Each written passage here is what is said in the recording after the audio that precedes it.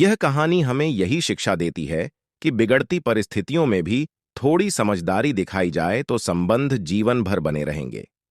एक बार की बात है, मगध के व्यापारी को व्यापार में बहुत लाभ हुआ। इसके बाद से वह अपने अधीनस्थों से अहंकारपूर्ण व्यवहार करने लगा।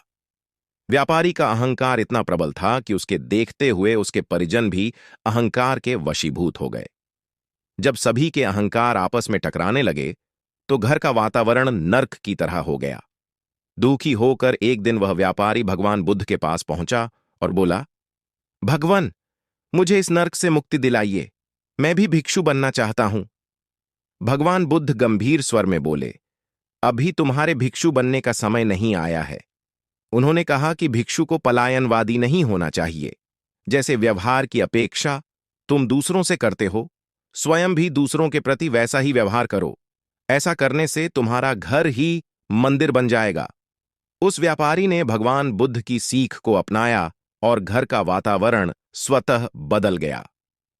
इस कहानी की सीख, आप दूसरों के साथ वह व्यवहार न करो जो तुम्हें अपने लिए पसंद नहीं।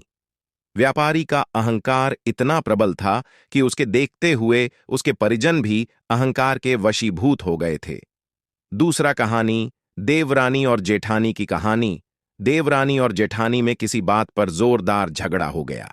बात इतना बढ़ गई कि दोनों ने एक दूसरे का मुंह तक नहीं देखने की कमस खा ली और अपने अपने कमरे में जाकर दरवाजा बंद कर लिया।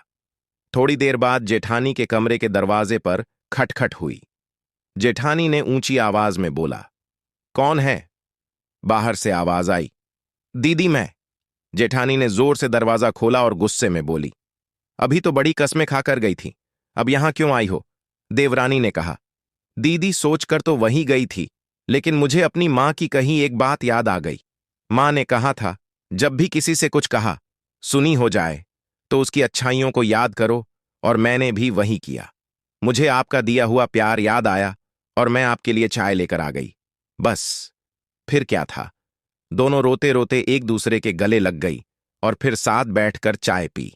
इस कहानी की सीख, यह कहानी हमें यही शिक्षा देती है कि बिगड़ती परिस्थितियों में भी थोड़ी समझदारी दिखाई जाए तो संबंध जीवन भर बने रहेंगे।